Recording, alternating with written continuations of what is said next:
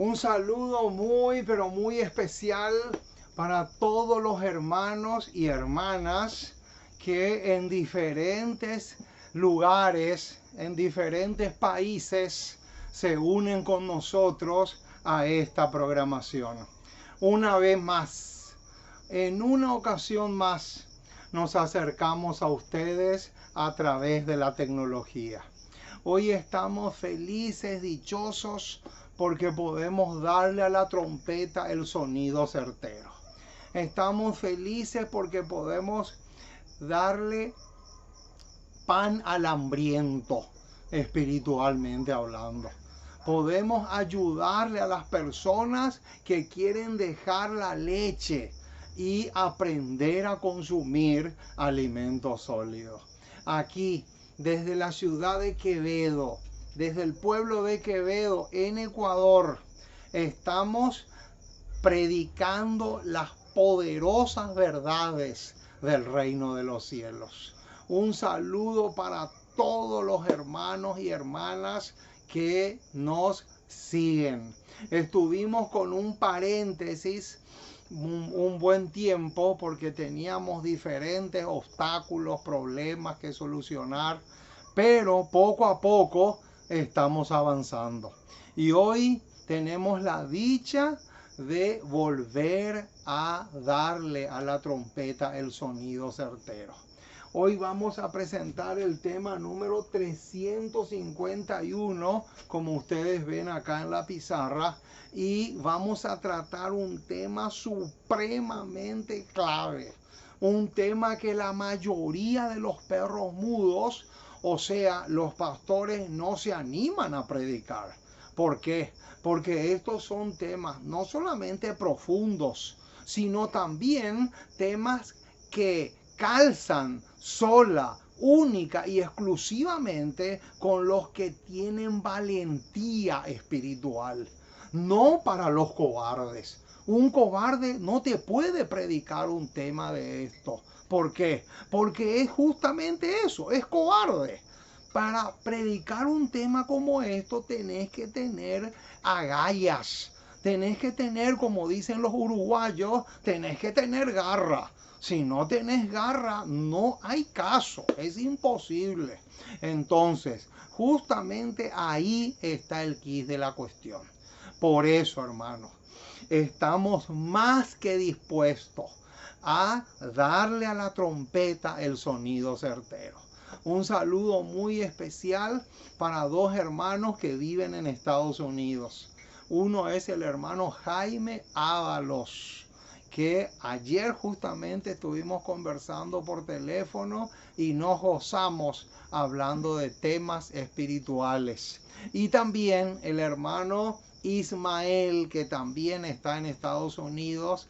Un saludo muy, pero muy especial para estos hermanos que realmente son una pepita de oro o mucho más. Entonces le extendemos un saludo también a los otros hermanos que ya no podemos saludar nombre por nombre porque el tiempo se nos va. Entonces, vamos a comenzar el tema en esta ocasión. Vamos a doblar nuestras rodillas. Vamos a pedirle al Dios del cielo que nos ilumine, que nos abra la mente, que podamos realmente ser enderezados, porque es impresionante lo torcida que tenemos nuestra mente. Nuestro cerebro está más torcido de lo que nos imaginamos. Y el único que puede lograr eso es el Dios Espíritu Santo. Alabado sea su nombre.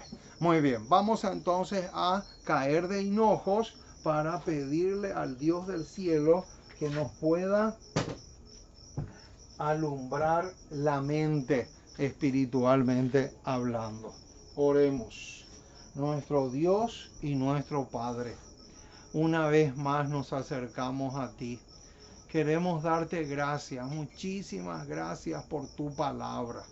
Gracias por tus promesas que nos animan y nos estimulan a seguir adelante a pesar de que estamos en un mundo de dolor, de tristeza, de pesares, en un mundo tan cruel, pero sabemos que muy pronto este mundo se va a acabar y podremos vivir contigo en un lugar donde ya no va a haber más llanto, ni clamor, ni dolor, y podremos ser felices contigo para siempre. Oh Señor, acompáñanos. Bendice la predicación de esta noche. Que este tema se pueda desparramar y diseminar por todas partes para beneficio de todos aquellos que quieren dejar la leche, que quieren dejar de ser bebés espirituales y aprender a consumir alimentos sólidos. Oh Señor, nos encomendamos en tus brazos como somos. Perdona nuestras faltas, nuestras torpezas. Lávanos y límpianos de toda pus, de toda impureza espiritualmente hablando, para que podamos realmente tener y gozar del visto bueno del cielo. Gracias por tantas bendiciones recibidas. Oramos también por aquellos hermanos nuestros que viven en países donde no hay libertad de culto y por predicar tu palabra están siendo amenazados o encarcelados o perseguidos. Que tú seas con ellos mucho más que con nosotros. Nos sometemos a ti por completo, porque te pedimos en el precioso y maravilloso nombre de Jesús. Amén y amén. Muy bien, mis amados, estamos listos entonces para comenzar el tema de esta noche. Antes que nada, le queremos dar la bienvenida a nuestros jefes. ¿Quiénes son nuestros jefes? Isaías 8:20, Isaías 28:10. Esos son jefes claves. No podemos darnos el lujo de renunciar a esa jefatura. Esa jefatura es clave para cualquier predicador que realmente sea serio y que quiera realmente caer en el agrado de todos los ángeles que nunca cayeron y también del Espíritu Santo. Muy bien, vamos entonces a mirarle a nuestra pizarra, porque acá tenemos el tema número 351 y se titula, a modo de pregunta, ¿cuándo la guerra es mejor que la paz? El propósito del tema de hoy es justamente responder esta pregunta, que de paso nos está sirviendo como título para el tema de esta noche. ¿Cuándo la guerra es mejor que la paz? Y escúchame bien lo que te voy a decir, mi estimado, porque lo que te voy a decir ahora es supremamente clave. Escúchame bien esto porque es vital. Hay una paz, noten, subrayen esta palabrita, hay una paz que es falsa. ¿Escuchaste eso? Hay una paz que es falsa. La gente ama la paz. La gente quiere disfrutar de paz. Pero acá viene la tragedia. Acá viene la pesadilla. Hay una paz que es falsa. Y eso es lo que vamos a destruir en esta noche. Otro de los propósitos del tema de hoy es eso. Que tú puedas abrir los ojos y puedas entender lo peligrosa que es la paz falsa. Esa paz falsa es peligrosísima.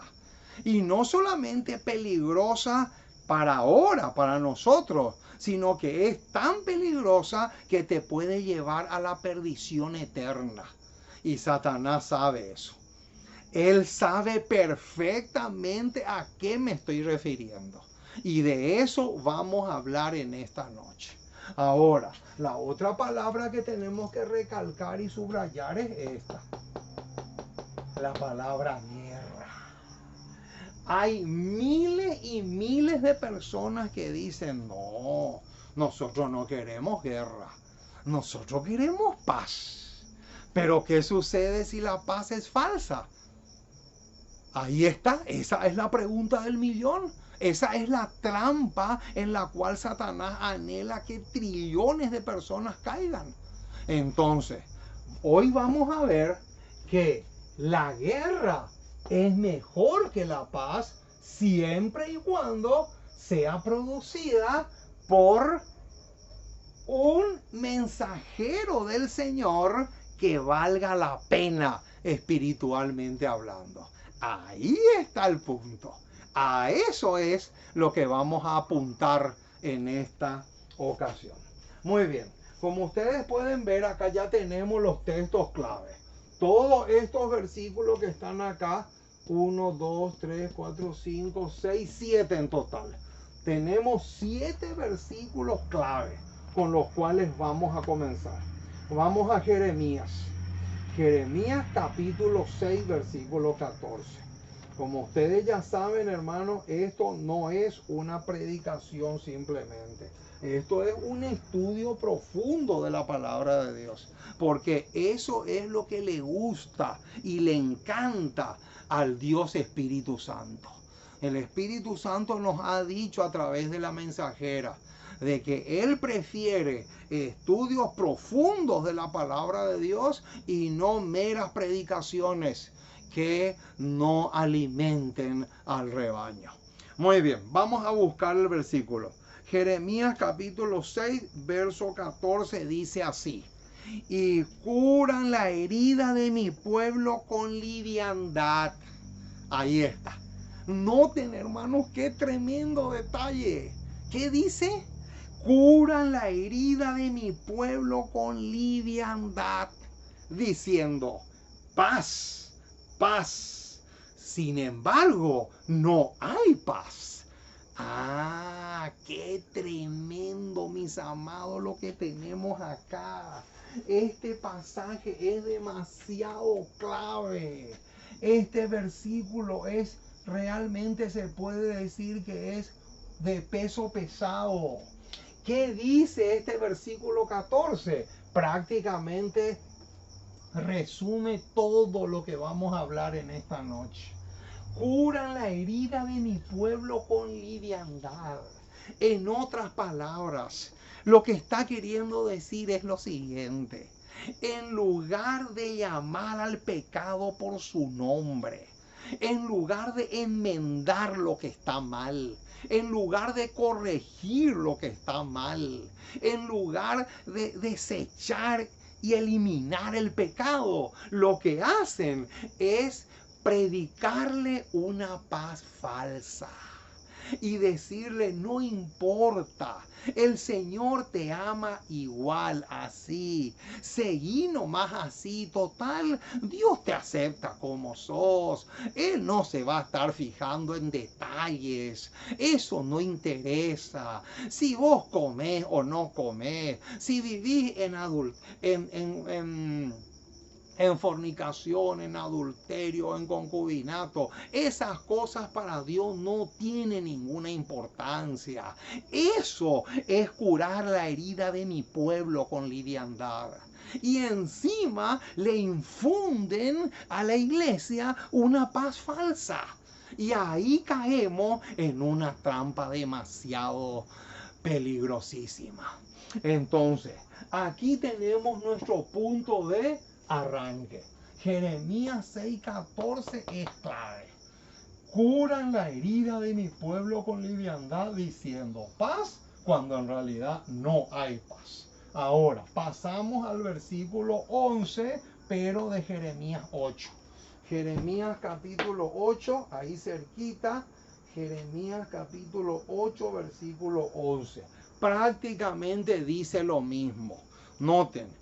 Y curaron la herida de la hija de mi pueblo con liviandad, diciendo paz, paz, cuando en realidad no hay paz. Noten, estos dos versículos son prácticamente gemelos. Ahora, veamos Jeremías 14.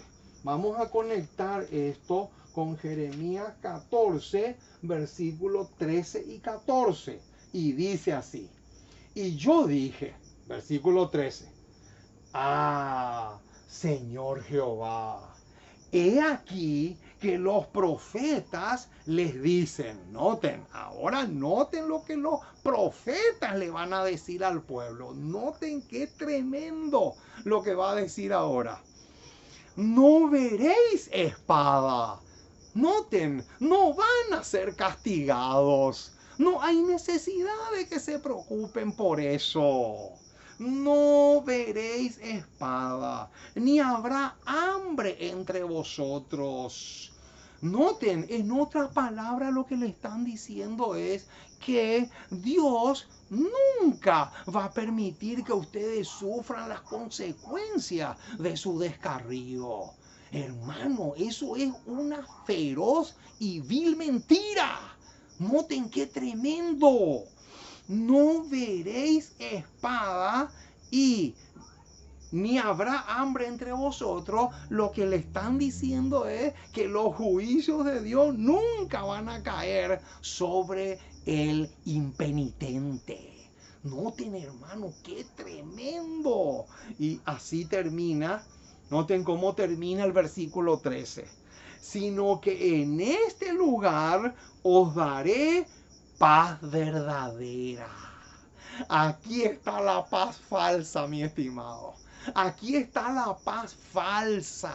Aquí está la paz en la cual Satanás anhela que disfrutes, entre comillas. Y noten ahora el versículo 14. Me dijo entonces Jehová, falsamente profetizan los profetas en mi nombre. ¡Qué tremendo! Noten lo que dice. No los envié, ni les mandé, ni les hablé. Visión mentirosa, adivinación, vanidad y engaño de su corazón es lo que le están profetizando.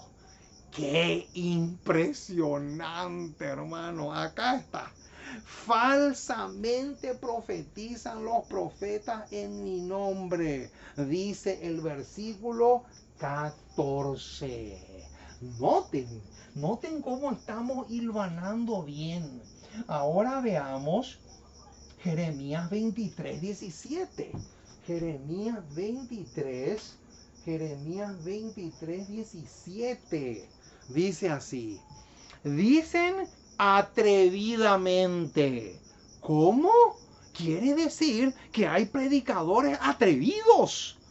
¿Qué quiere decir predicadores atrevidos? Predicadores atrevidos son aquellos que predican paz cuando en realidad tiene que ser guerra lo que hay que predicar. ¡Qué impresionante, mis amados! ¿Hasta dónde llega la cosa? Dice, versículo 17 otra vez. Dicen atrevidamente a los que me irritan. Jehová dijo, paz tendréis. Noten.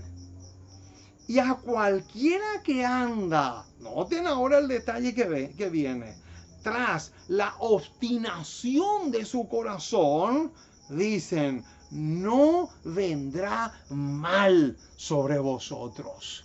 ¡Qué impresionante, mis amados! ¿Se dan cuenta lo que significa curar la herida de mi pueblo con liviandad?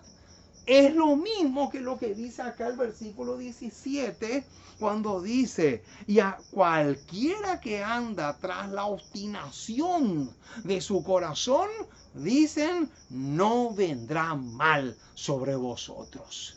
Hermano, ¿cómo puede ser que una persona que anda mal espiritualmente, una persona que está completamente torcida espiritualmente, una persona que no anda en los caminos del Señor, que transgrede el sábado, que habla malas palabras, que tiene inclinaciones hacia el mal, tanto heredadas como cultivadas, no refrena nada? ¿Cómo puede ser que se le predique paz cuando en realidad no tiene paz? Es una paz falsa. Ahí está la trampa diabólica en la cual millones y millones de cristianos, no importa la denominación que sea, han caído. Qué tremendo, mis amados. No hay palabra para describir esto. Ahora, saltemos a Jeremías 4:10. Volvamos otra vez hacia atrás. Jeremías capítulo 4, versículo 10. Jeremías capítulo 4, versículo 10 dice así. Y dije, ah, Jehová Dios, verdaderamente, en gran manera, has engañado a este pueblo y a Jerusalén, diciendo, paz tendréis, pues la espada ha venido hasta el alma. ¡Qué impresionante, mis amados! Noten lo que dice. Aquí encontramos otro versículo más que justamente tiene que ver con esta paz falsa, de la cual se nos habla también en los versículos anteriores. Ahora, todos estos versículos tienen que ver con el profeta Jeremías. Ahora pasamos a la otra que tiene que ver con los del profeta Ezequiel. Vamos a Ezequiel capítulo 13.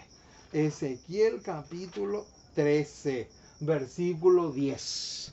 Ezequiel capítulo 13, verso 10 y después saltamos al 16. Noten lo que dice el versículo 10.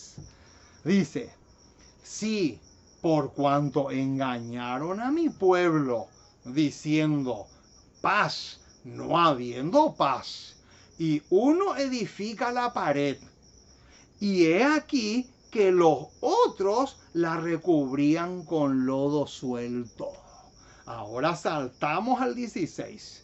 Los profetas de Israel que profetizan acerca de Jerusalén y ven para ella visión de Jehová, no habiendo paz, dice Jehová el Señor. Ahí está. Entonces, acá tenemos otros versículos. Estos dos que están acá siguen el mismo hilo conductor de estos que están acá. 1, 2, 3, 4, 5 pasajes. Estos dos siguen el mismo hilo de esto. Todos estos versículos en conjunto nos hablan de lo mismo. O sea, esa paz falsa de la cual miles y millones han caído. Es una trampa diseñada por el archienemigo de Dios y del hombre para que la gente se sienta bien, pero perdida espiritualmente hablando. ¡Qué tremendo, hermanos! Por eso, justamente por eso, es mejor la guerra que la paz. Sácate de la cabeza, mi estimado hermano, esa paz que tú anhelas tener, te tienes que sacar de la cabeza. Porque esa paz es falsa, es diabólica y te lleva al infierno, a la perdición eterna. Oh, mis amados, cuántos a mí ya me han dicho. A ese predicador no le inviten acá, porque él viene a predicar acá y se arma un tumulto. O sea, en otras palabras, una guerra. Pero ¿qué es mejor? ¿La guerra o la paz? Según todos estos versículos que ya leímos, estos 7 que están acá, la guerra es mejor que la paz. ¿Por qué? Porque es mejor guerra, pero que te va a llevar a la salvación, y no la paz que te va a llevar, por ser falsa, a la perdición eterna. Ahora, noten, hermano, noten la pregunta que vamos a responder a continuación. ¿Hasta cuándo habrá guerra en el mundo? Noten lo que dice la matutina, la maravillosa gracia de Dios, página 333. Noten esta cita porque es clave. Dice, habrá un conflicto constante desde el momento de nuestra determinación de servir al Dios del cielo. ¿Qué dice?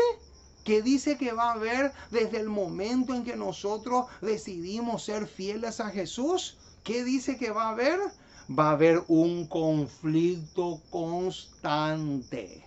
O sea, no creas que porque tú le has aceptado a Jesús como tu Salvador personal y ahora caminas con Él, todo va a ser color de rosa. No, eso es imposible.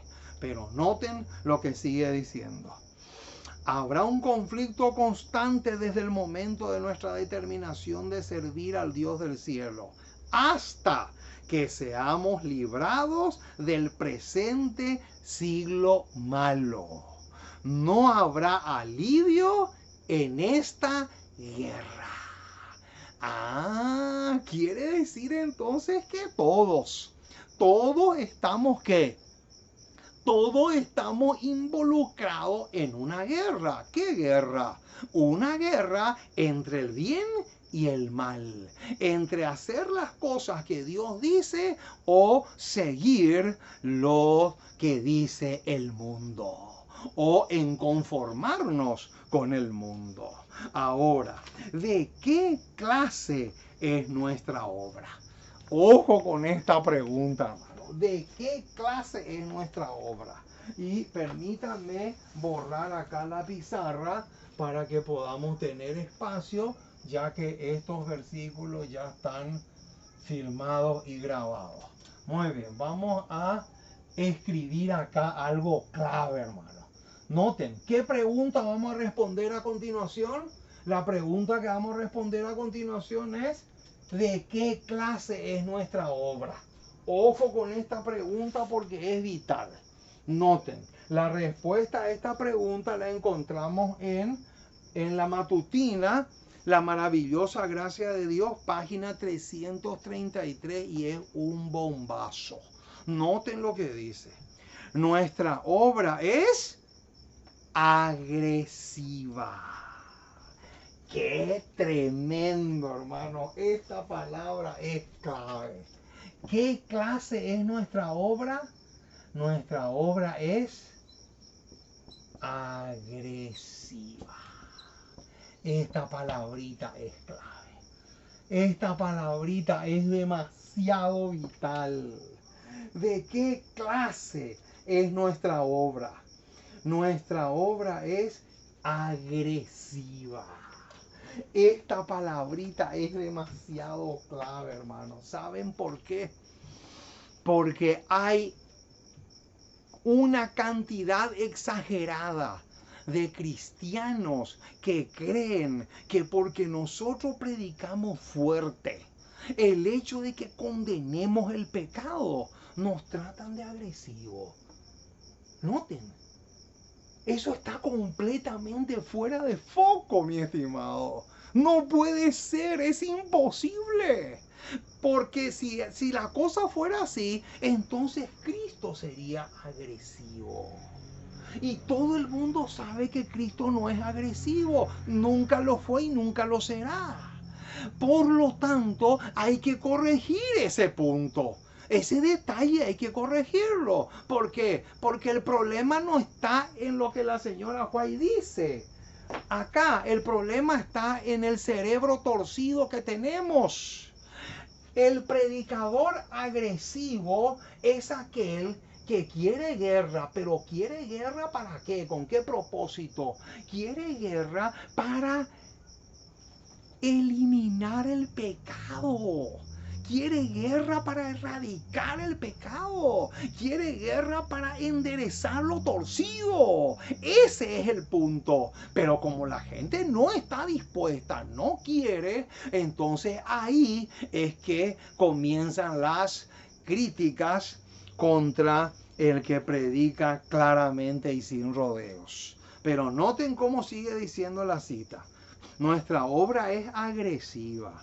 Y como fieles soldados de Jesús, debemos llevar el estandarte hasta la misma fortaleza del enemigo. ¡Qué espectáculo, mis amados! Noten lo que dice. ¡Qué declaración más excelente! ¿Hasta dónde dice que tenemos que llevar? ¿Hasta dónde tenemos que llevar el estandarte de Cristo? Hasta las mismas fortalezas del enemigo. ¡Qué tremendo! ¿A qué versículo me hace acordar eso? Noten, vamos a buscar.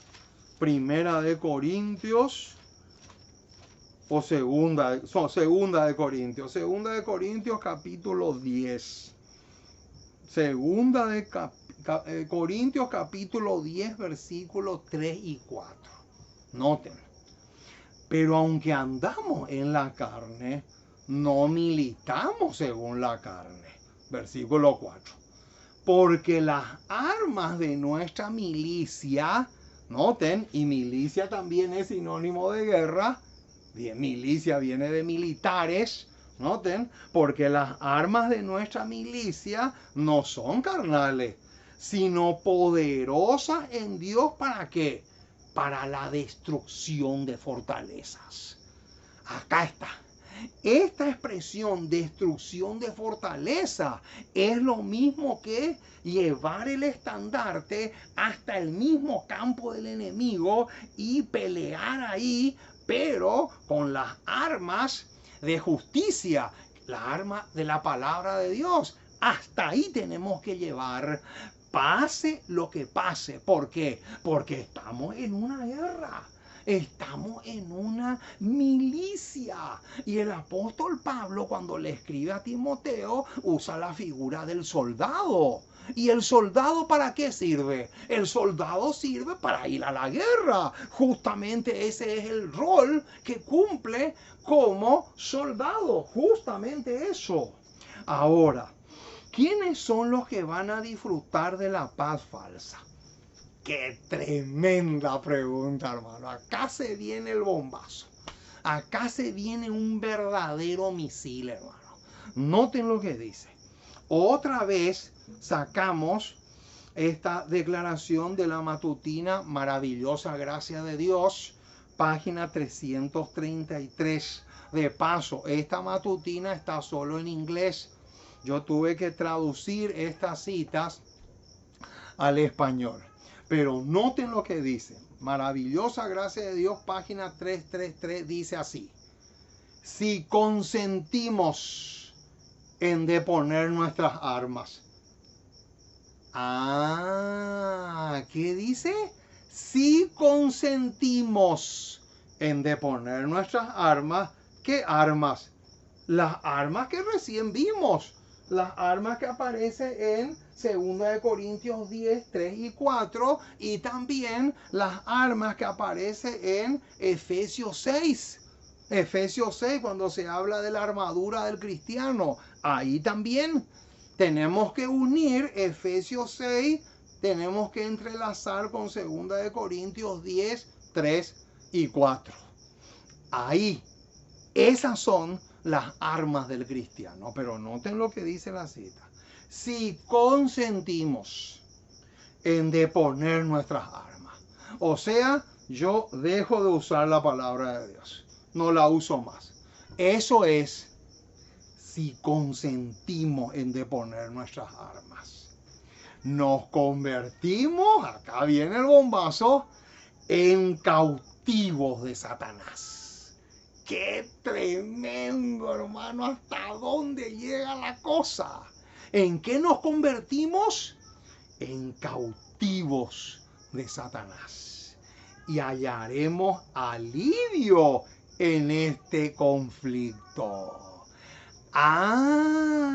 ¿Quiénes son los que van a disfrutar de esa paz falsa? Aquellos que deponen.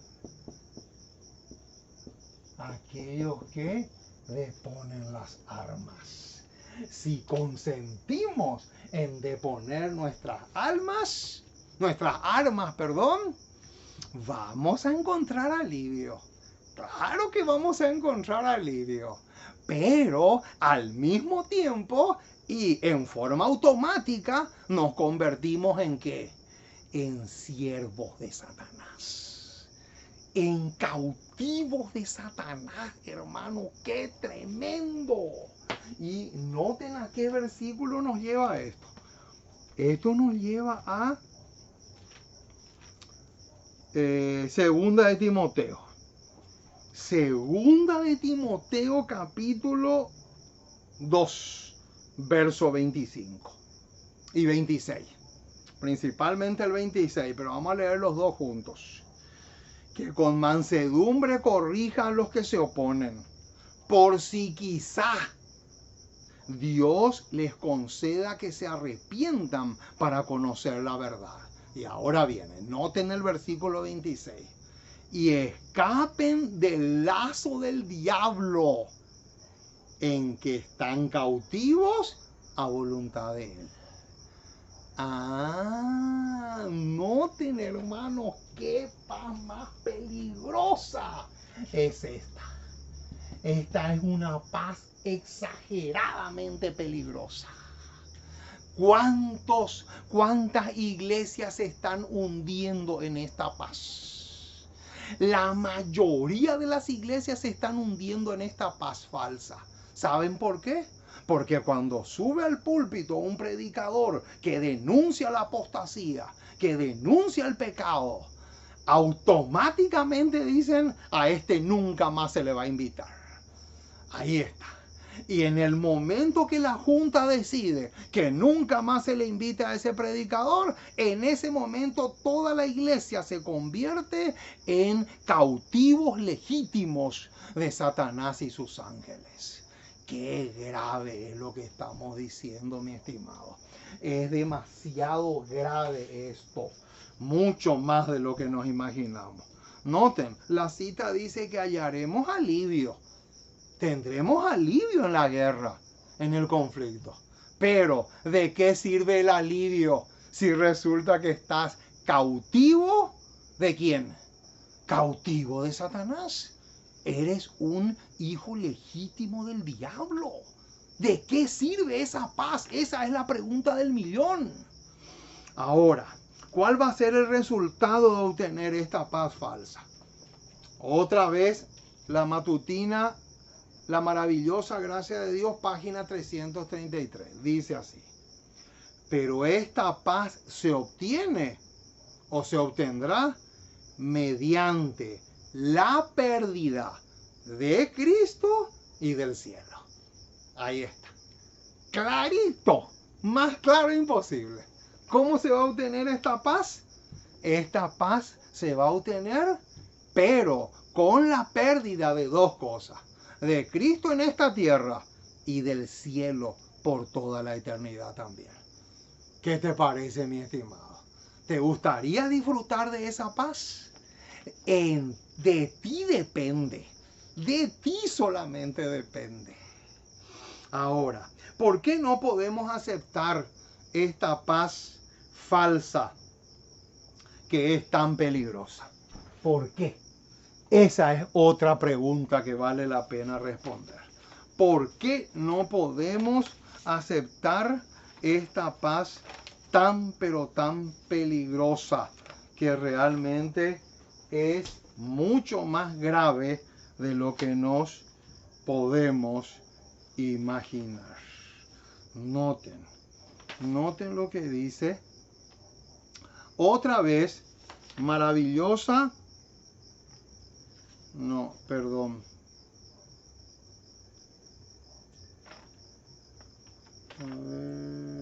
Sí, acá. Noten, maravillosa gracia de Dios, página 333. Acá viene el bombazo, hermano.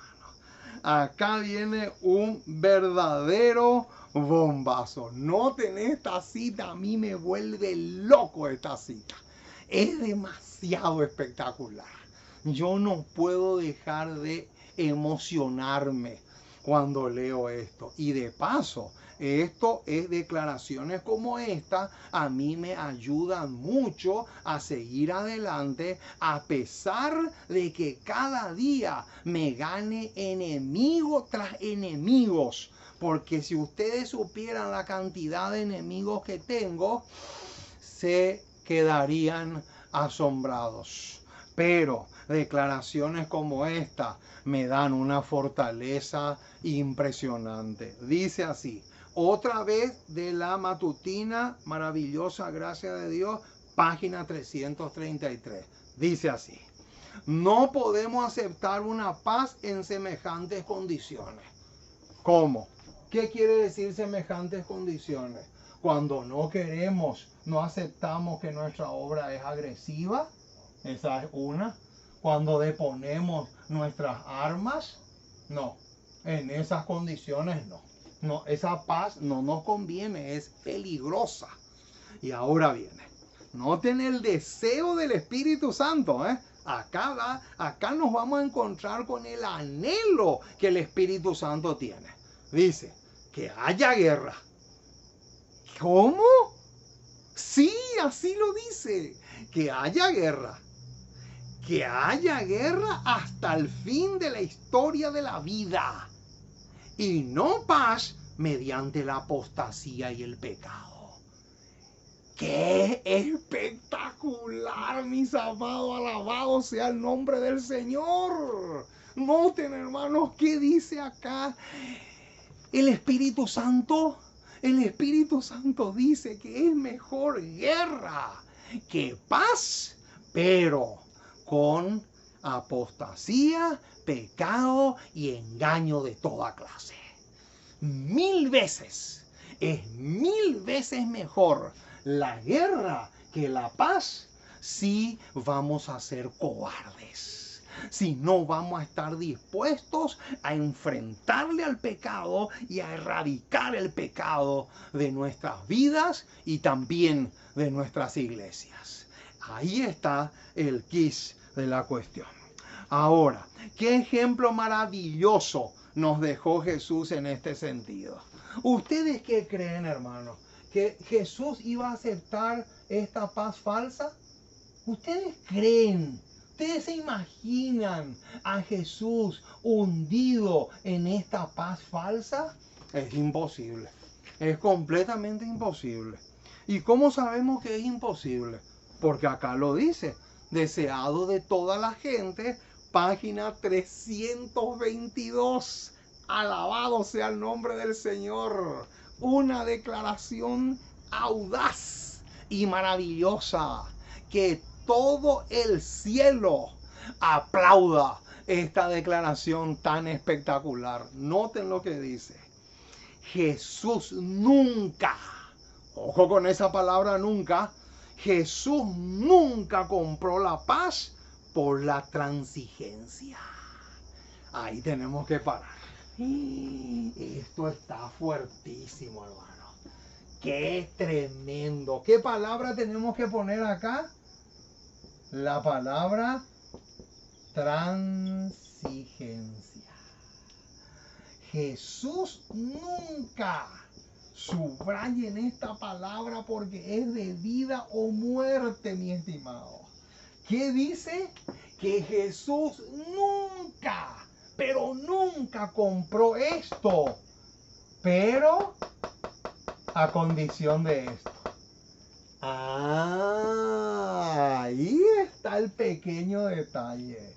Jesús nunca compró la paz por medio de la transigencia. Ustedes se imaginan a Jesús comprando la paz o consiguiendo la paz a costa de tirar los principios a la basura. Eso es imposible.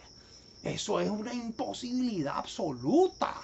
¿Y por qué ustedes creen que la vida de Jesús fue una vida de constante guerra? Jesús vivió los 33 años y medio de ministerio. Fue una verdadera guerrilla. Una verdadera guerrilla fue. ¿Por qué? Porque él no iba a comprar la paz por medio aplaudiendo la apostasía o el pecado o el engaño. Ahora, ¿a qué versículo nos lleva esto? Vamos a buscar. Mateo 26:41. Vamos a ver qué nos dice Mateo 26:41.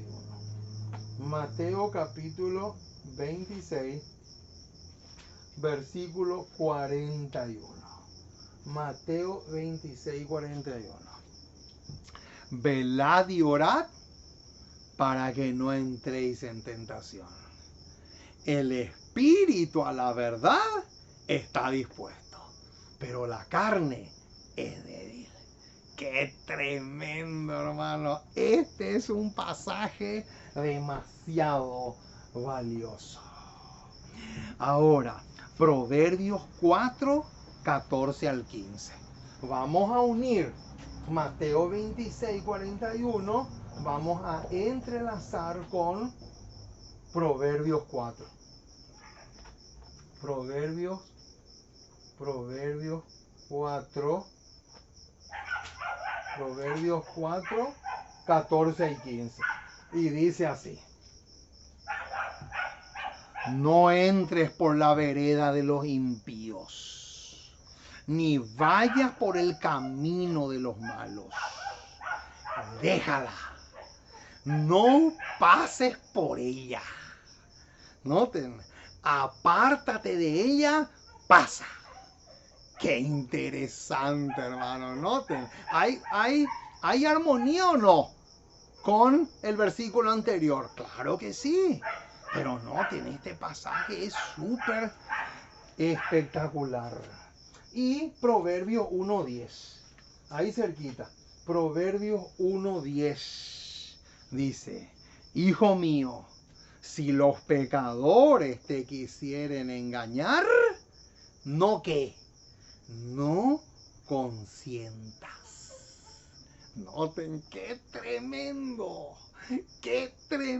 versículo. Proverbio 1:10 es clave. Ahora, sigue diciendo la cita. Su corazón rebosaba de amor por toda la familia humana. Siempre hablando de aquel que nunca compró la paz por medio de la transigencia. Su corazón rebosaba de amor por toda la familia humana. Pero nunca, otra vez aparece la palabra nunca, pero nunca fue indulgente con sus pecados. Ahí está. Qué tremenda declaración, hermano.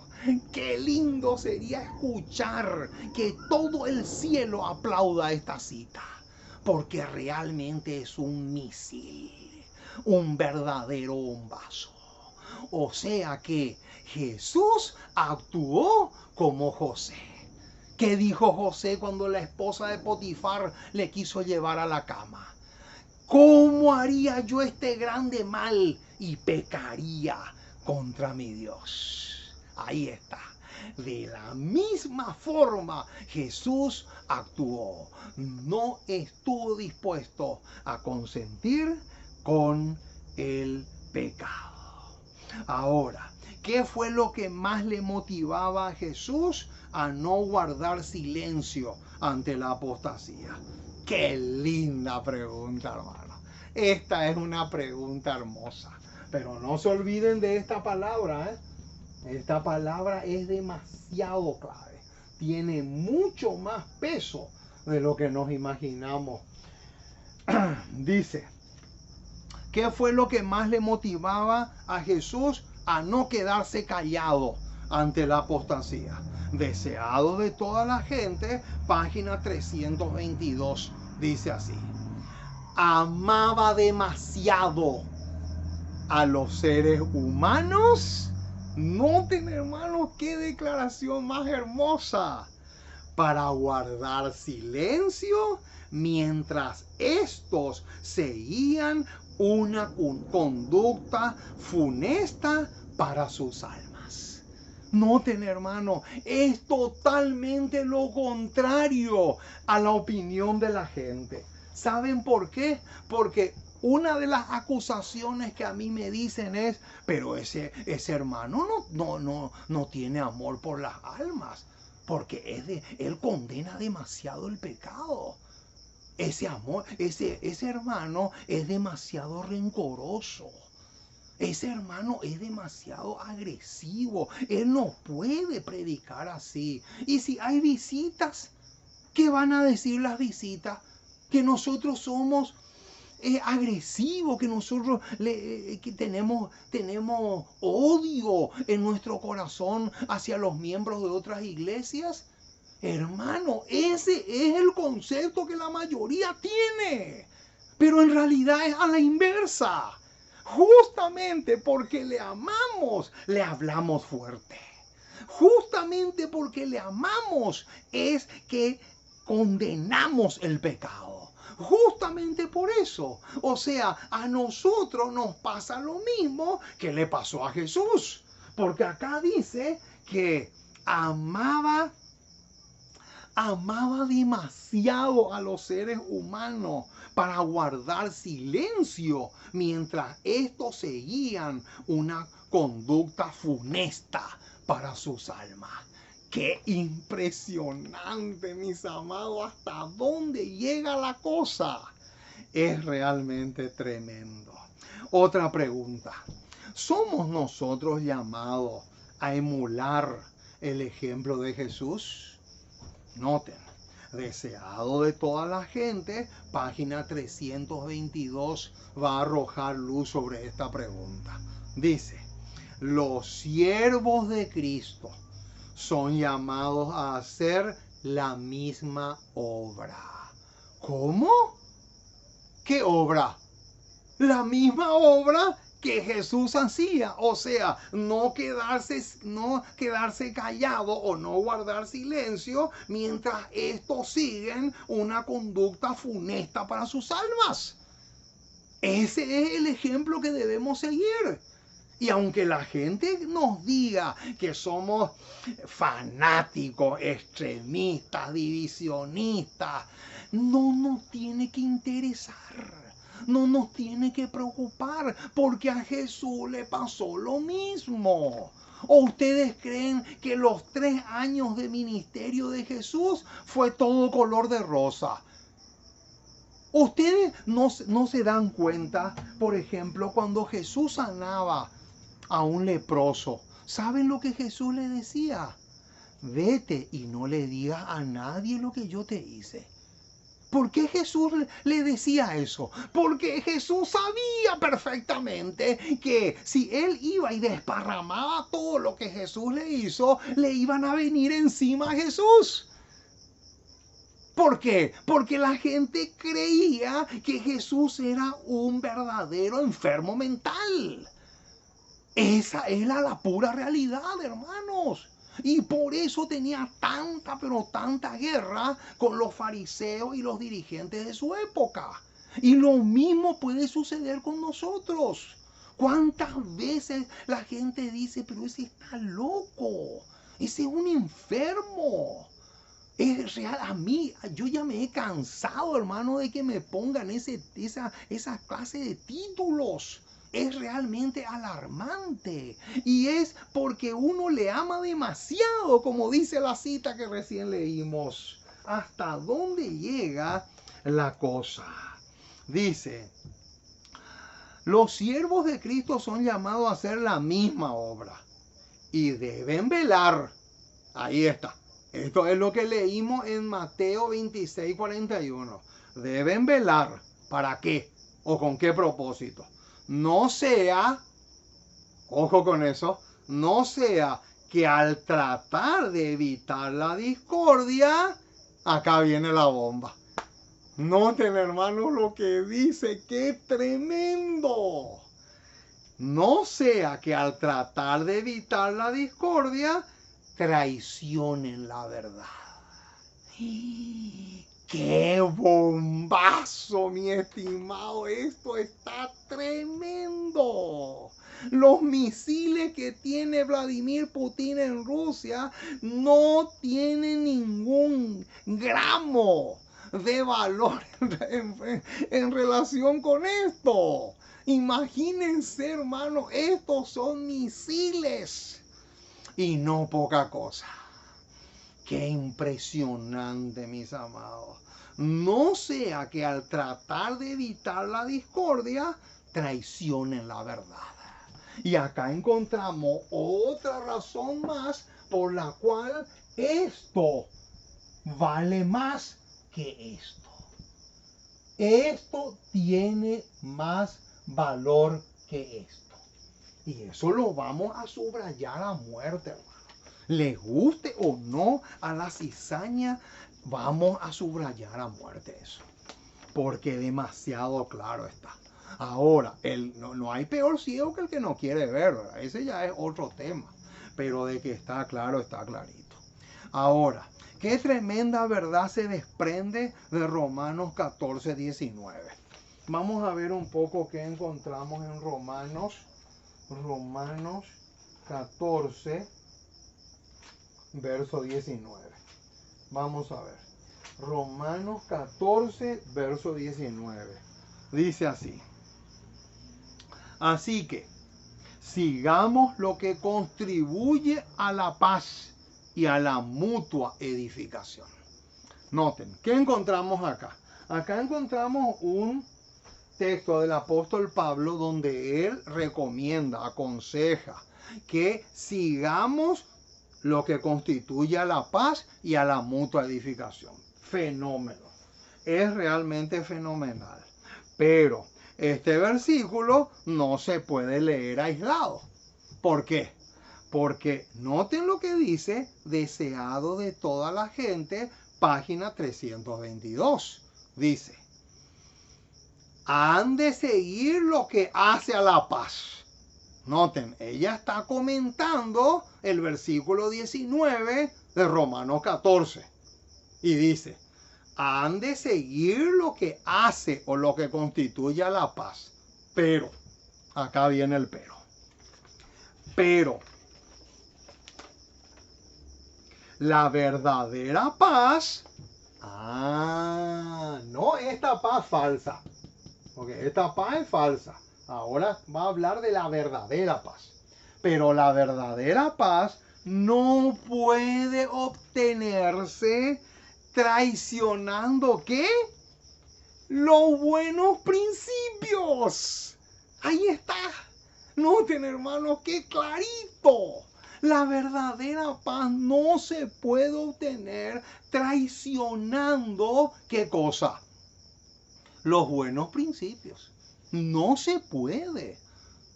Si hay una sola persona en una familia que quiere ser infiel y todos los demás miembros quieren ser fieles, ya es suficiente para que se arme la guerra. Y ahí se cumple lo que dice Mateo 10, 34 y 35. No he venido para traer paz, sino espada. ¿Se dan cuenta, hermano, cómo viene la mano? Ahora, ¿se puede tener la verdadera paz sin que se levante oposición? ¿Qué creen ustedes? Deseado de toda la gente, 3:22 dice así. Ningún hombre, ninguno, y ningún hombre es lo mismo que decir ni siquiera uno. Ningún hombre puede ser fiel a estos principios sin excitar oposición. ¡Qué fulminante, mis amados! ¡Qué declaración más impresionante! Noten que acá está clarito. No se puede, es completamente imposible ser fiel, ser leal, predicar claramente la palabra de Dios y pretender que todo el mundo te aplaude y te felicite o te puedan llegar a condecorar. Eso es completamente imposible. Hermano, a los reformadores se les quemaba vivo. Se los quemaba. lejos de colocarles rosas y flores en el cuello, lejos de condecorarles con flores o guirnaldas, se los quemaba vivos. ¿Y cuál era su crimen? Traducir la Biblia al idioma del pueblo. Solamente eso. Eso ya bastaba. Eso ya era motivo de escándalo. Eso ya era motivo de guerrilla. O sea, ningún hombre puede ser fiel a estos principios sin excitar oposición. Noten, hermanos, qué lindo sería que todos nuestros enemigos leyeran estas citas. Qué lindo sería. ¿Saben por qué, hermanos? Porque yo no tengo ningún libro que ellos no tengan. Yo no uso los libros que usan los mormones. Yo no uso eso. Yo uso los mismos libros que ellos tienen. Ahora, ¿por qué ellos son mis enemigos? Porque no se dejan enderezar por el Espíritu Santo. No se dejan. Y ahí está la pesadilla. Otra pregunta. ¿Qué tipo de sacrificio hacen los hijos de Dios cuando transigen con el pecado? De la matutina, Dios nos cuida, página 45. Dice así.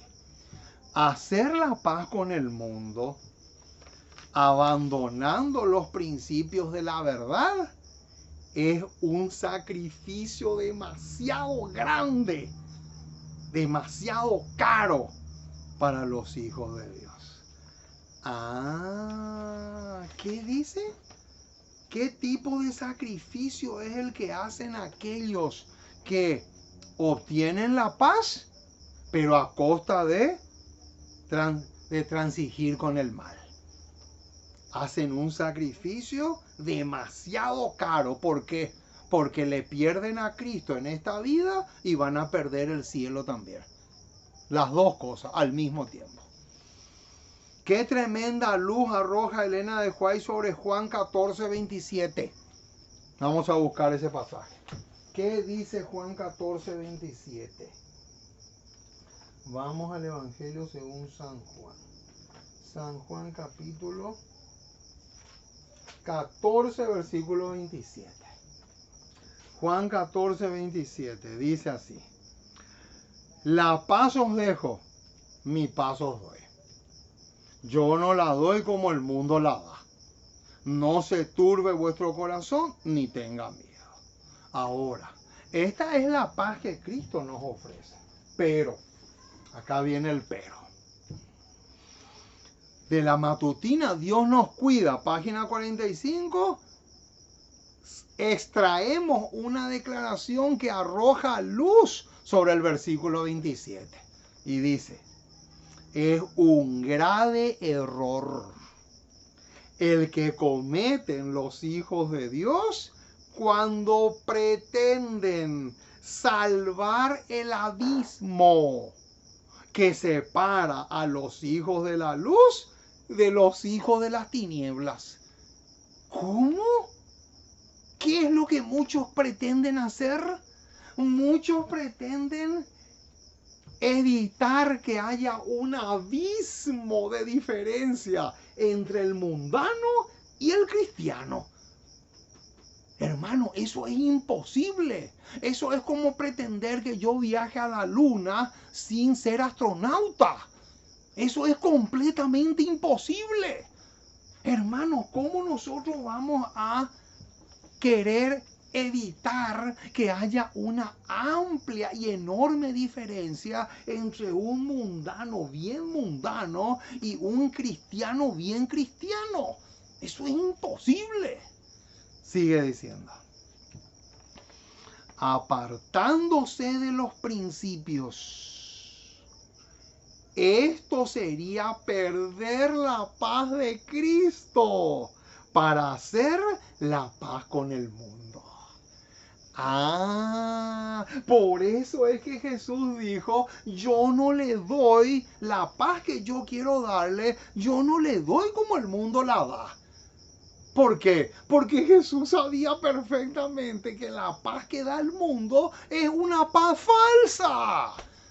Métete bien eso en la cabeza, mi estimado. La paz que te da el mundo es una paz falsa, artificial.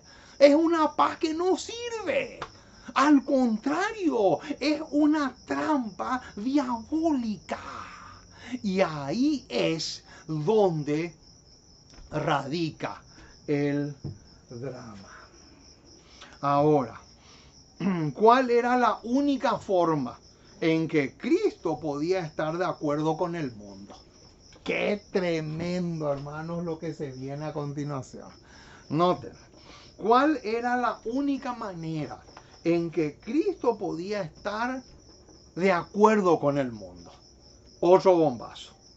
Evangelismo, página 270. Otra declaración fenomenal.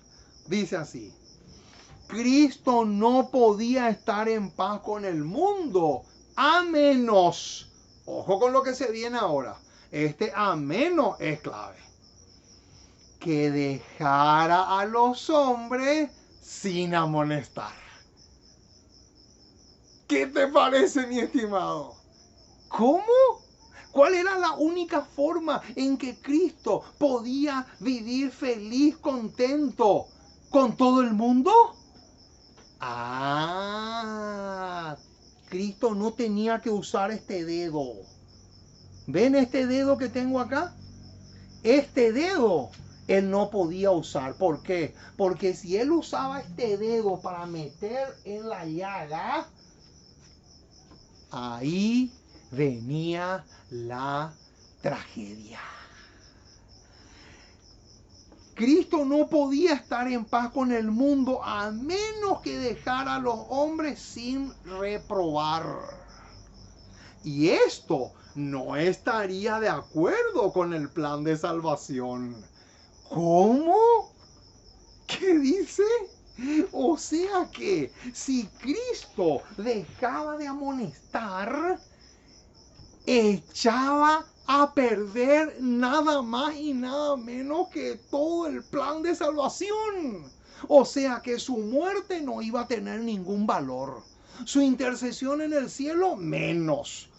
Y no solamente eso, tampoco iba a resucitar de los muertos. Imagínense hasta dónde llega la cosa. Hermano, es que esto es más grave de lo que la mayoría se imagina. Lo que pasa es que nosotros no profundizamos en estos temas. Y por eso es que muchas veces decimos enormes y gigantescos disparates. Esa es la razón. Pero hermano, noten esta cita, no es poca cosa lo que dice acá. Cristo no podía estar en paz con el mundo a menos que dejara a los hombres sin amonestar. ¿Y a qué versículo nos lleva esto? Esto nos lleva, por ejemplo, a Miqueas. Noten lo que dice. Noten lo que dice Miqueas. Miqueas capítulo 3, versículo 8. Noten lo que dice. Mas yo estoy lleno de poder del Espíritu de Jehová, y de juicio y de fuerza. Y noten para qué. ¿Para qué Dios le da el Espíritu Santo al profeta? Noten. Para denunciar a Jacob su rebelión y a Israel su pecado. Ahí está. Más claro imposible. ¿Para qué Dios nos da a nosotros el Espíritu Santo? Para denunciar el pecado. Para denunciar lo que está torcido y todo lo que vaya en contra de la palabra de Dios. Con ese propósito Él nos da su Espíritu. Lo dice acá clarito.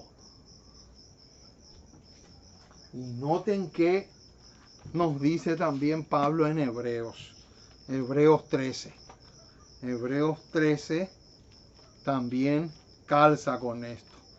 Hebreos capítulo 13, versículo 22. Noten. Os ruego, hermanos, que soportéis, ¿qué cosa? Que soportéis la palabra de exhortación. Y acá viene la tragedia. La mayoría no quiere soportar, o sea, no está dispuesto a soportar. Y como no está dispuesto a soportar, es lógico y natural que se levante contra el instrumento. Y es más fácil decir, sos un fanático, sos un reformista, que sentarte a estudiar con él. Porque, hermano, yo nunca le mordí a nadie. Yo nunca le pegué a nadie. Yo nunca le deformé el rostro a nadie. Entonces, ¿por qué tienen miedo de acercarse?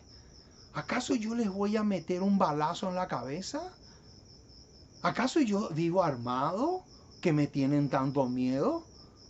¿Por qué? ¿Por qué la gente dice, cuidado con ese porque ese es un peligro? ¿Acaso yo le he cortado el brazo a alguien? ¿Cómo se explica eso? ¿Por qué tanto miedo, hermano? Si la misma Biblia que yo tengo, tienen ellos. Yo no tengo una Biblia que se lee en hebreo, ni en griego. Ahora, ¿cuál es el fundamento de toda paz verdadera? ¡Qué linda pregunta! Ojo con esta pregunta porque es clave. ¿Cuál es el fundamento de toda paz verdadera? Nuestra elevada vocación, página 331. Dice, Jesús oró para que sus seguidores fueran una sola cosa. Está mencionando Juan capítulo 17, cuando Jesús ora por la unidad del pueblo. Pero, acá viene el pero no hemos de sacrificar la verdad para asegurar esta unión. Noten, hermanos, que lo mismo que pasa con la unión, pasa con la paz. No podemos unirnos con otros si ellos no están dispuestos a aceptar toda la verdad de la palabra de Dios. Y lo mismo pasa con la paz. Lo mismo que pasa con la unidad pasa con la paz. El mismo fenómeno. Sigue diciendo, porque debemos ser santificados mediante la verdad. Por eso no nos podemos unir con aquellos que son desobedientes y no se quieren someter aún así, dice Jehová. Y ahora viene, aquí está el fundamento de toda paz verdadera. ¿Cuál es el fundamento de toda paz verdadera? Que debemos ser santificados, pero mediante la verdad. Ese es el fundamento de toda paz verdadera. Y eso es lo que la mayoría no sabe. Y si sabe, hace oído sordo. ¿Por qué? Porque a ellos les encanta disfrutar de esta paz que está acá, porque es una paz falsa. Y ahí está la tragedia. Ahora, ¿qué relación existe entre todo lo que hemos dicho hoy y Romanos 12:18? Vamos a buscar. Ese va a ser el último versículo que vamos a leer. Romanos 12:18. Acá está. Romanos 12:18. Dice, si es posible, en cuanto dependa de vosotros, estad en paz con todos los hombres. Eso es lo que dice Pablo. Pero noten qué dice la sierva del Señor. Noten. Cristo triunfante, página 368. Va a agrandar un poco el versículo. Dice, Pablo escribe a los romanos y cita el versículo 18. Y ahora dice, pero hay un punto más allá del cual es imposible mantener la unión y la armonía sin sacrificar, ¿qué cosa? Sin sacrificar principios. Entonces, la separación es un deber incuestionable. ¡Qué fabuloso, mis amados! Noten qué tremenda, qué luz más poderosa que arroja esta cita sobre el versículo 18. Noten, si uno lee el versículo 18 aislado de Cristo triunfante, página 368, va a caer en una trampa satánica. Por eso es que el espíritu de profecía es tan, pero tan vital. Porque evita que caigamos en la trampa del enemigo. Oh, mis amados, créanme que me gocé. Y mucho, bastante, compartiendo con ustedes este tema tan precioso. Créanme que hacía mucho que estaba con unas ganas enormes de predicar este tema. Les suplico y les ruego que oren por nosotros para que podamos continuar predicando. Tenemos varios inconvenientes, pero poco a poco vamos a ir avanzando. No se puede de la noche a la mañana resolver todos los dilemas que tenemos, pero con la ayuda del Señor, con las oraciones de ustedes, y si están dispuestos a apoyarnos también económicamente, le vamos a agradecer muchísimo porque necesitamos para que podamos seguir adelante dándole a la trompeta el sonido certero. Que Dios te bendiga rica y abundantemente. Y vamos a orar. Vamos a cerrar este tema doblando nuestras rodillas. Vamos a pedirle al Señor que nos bendiga, que nos tonifique, que nos fortalezca. Y les animo, mis amados, a ustedes para que esparzan este tema. Porque este tema no se va a escuchar desde el púlpito. Hay que ser corajudo para predicar un tema como esto. Y los perros mudos lo que menos tienen es coraje. Ese ingrediente no hay en ellos. Entonces, por eso, por lo menos esparzan por WhatsApp o como sea, pero esparzan este tema a sus familiares, amigos, etcétera, etcétera. Porque el propósito es expandir, expandir y expandir. Que Dios te bendiga rica y abundantemente. Y vamos a orar. Vamos a cerrar con una oración para pedir la bendición del cielo. Amoroso Dios, Padre Celestial, una vez más nos acercamos a ti. Queremos darte gracias, muchísimas gracias por tu palabra. Gracias por tus promesas. Gracias por tener misericordia de nosotros, porque realmente eres maravilloso y estás dispuesto a hacer tanto, tanto, tanto por tus hijos. Oh Señor, gracias porque hoy hemos podido tratar un tema demasiado clave. El tema de hoy es supremamente vital. Y ojalá que este tema se pueda esparcir y diseminar por todas partes, aunque sabemos que la mayoría lo va a desechar. Pero al fin y al cabo a Cristo le pasó lo mismo. Por lo tanto, oramos, intercedemos por todos aquellos sinceros, honestos de corazón, que realmente quieren salir de esa tibieza espiritual en la cual están hundidos, que equivale a lo mismo a esa paz traicionera, esa paz falsa en la cual millones y millones de iglesias están padeciendo. Oh Señor, dejamos todo en tus manos, perdona nuestras faltas, lávanos y límpianos de toda impureza, que 2 Corintios 7:1 pueda realmente ser una realidad en nosotros. Oh Señor, dejamos todo en tus manos, porque te pedimos en el precioso y maravilloso nombre de Jesús. Amén y amén.